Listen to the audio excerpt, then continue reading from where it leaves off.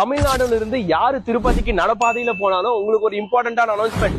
வேலூர், திருவண்ணாமலை, சேலம் எல்லாரும் தமிழ்நாடுல இருந்து சித்தூர் வழியா தான் திருப்பதிக்கு நடந்து போகணும். அப்படி நடந்து போறவங்க யாருன்னா இருந்துச்சுன்னா இந்த வீடியோ கண்டிப்பா சேவ் பண்ணிக்கோங்க. பிகாஸ் இங்க 3 வேளையும் சாப்பாடு உங்களுக்கு ஃப்ரீயா போட்டு அப்புறம் தங்கறதுக்கு இடமும் கொடுத்து ஜாலியா அவங்கள திருப்பதி அனுப்பி வைக்கிறாங்க. புரட்டாசி மாசத்துல நிறைய பக்தர்கள் தமிழ்நாடுல இருந்து எம்பெருமான் ஏழுமலையான பார்க்க திருப்பதிக்கு நடப்பாதையா போவாங்க. அப்படி யாருன்னா போறவங்களா இருந்தா சித்தூர் தாண்டி தான் போகணும். சித்தூர் தாண்டி போறவங்களுக்கு ஒரு இம்பார்ட்டன்ட் அனௌன்ஸ்மெண்ட்.